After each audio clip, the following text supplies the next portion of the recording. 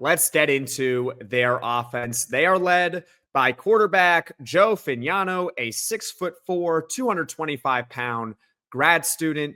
The best thing that you could say about Fagnano is that this is not a quarterback that typically puts the ball in harm's way. He does not make a lot of mistakes. Last week, he went 18 of 25, 72% completion percentage for 260 yards, 3 touchdowns, and no interceptions.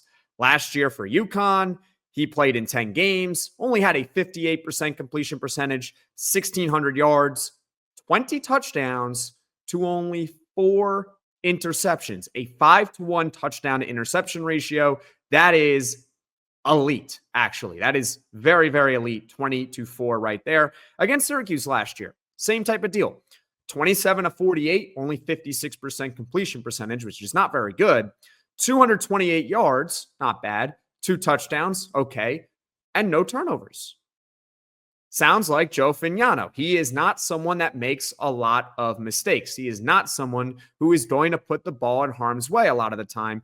Also not the most mobile quarterback in the world. That's reserved for their backup in Nick Evers. He's more mobile than Joe Fagnano. And at times, Joe Fagnano can struggle with his accuracy. But he's not really going to give you many gifts. Meaning, if you're Syracuse, you're going to have to force a few takeaways, which is not something that they did a week ago against Tennessee. Tennessee did have 1 turnover. That was off a misexchange. That was not Syracuse forcing the issue, rather Syracuse capitalizing on a major blunder by Tennessee. Can they find a way to pick off Joe Fagnano? Last year they couldn't. Hopefully this year they can. Their main weapon on the outside, this is someone that Syracuse might want to consider double covering throughout the game, and he tore up Syracuse actually a year ago. More on that in just a moment. Skyler Bell, he's entering his 5th year of college football, or I should say he is in his 5th year of college football. He did play last week for UConn. He started his career in the Big Ten. This is what I mean. UConn is a more talented team than they've been in prior years. He played 3 seasons at Wisconsin. This is someone who should definitely be respected if you are Syracuse football. He put up over 400 yards and 5 touchdowns with Wisconsin in 2022. He transferred to UConn headed into the 2024 season, and he was terrific. 50 catches, 860 yards, 5 touchdowns. He averaged over 17 yards a catch. And last week, he had a long catch and run touchdown for UConn. I believe it was their first touchdown of the season. And against Syracuse, speaking of Syracuse, 10 catches for 113 yards. That was last year. What's he going to do this year against Syracuse? Against a secondary and Demetrius Samuel and Chris Peel.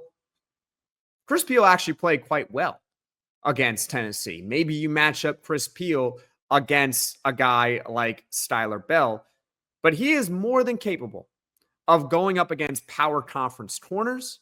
And again, if you're Syracuse, you might want to double cover Skyler Bell. That's their main weapon on the outside that you have to worry about.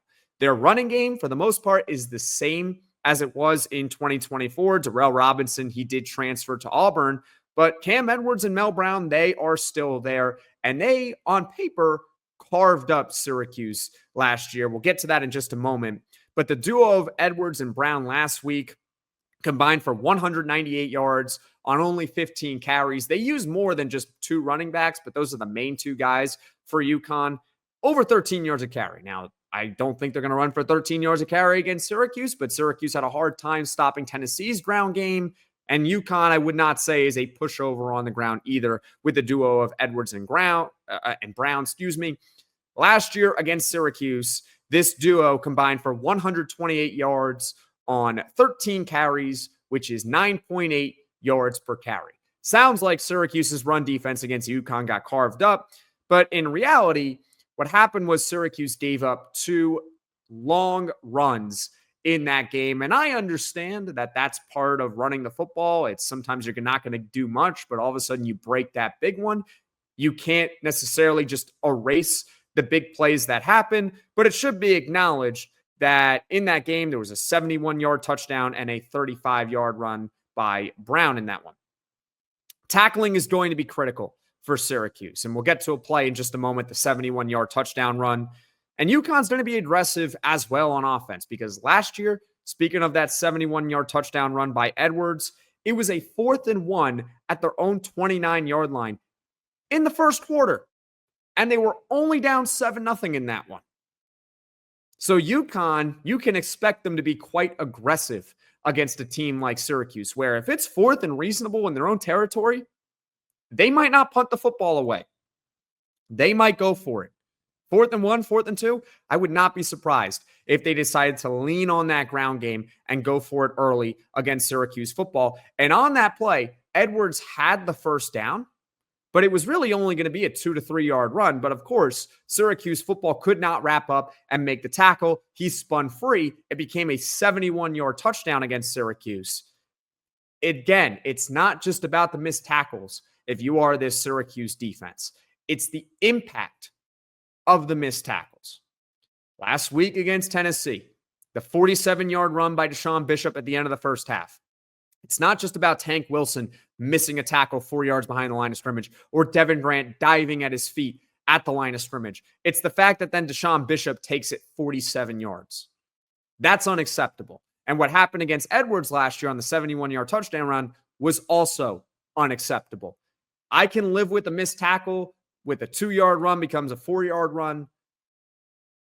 Point is, though, you got to wrap up against the UConn Huskies. You cannot have those big chunk plays like you had last year because that's how UConn was really able to stay in the game. How many times last year did UConn really go down the field against this Syracuse defense? In large part, they relied on a lot of chunk plays, and credit to them for doing it. This year, if you're the Syracuse defense, can't have that happen. Have to avoid the missed tackles as much as possible. Now, their offensive line, they actually did lose an offensive lineman to the NFL, believe it or not, last year. Chase Lunt, who was a 6th-round pick by the Buffalo Bills.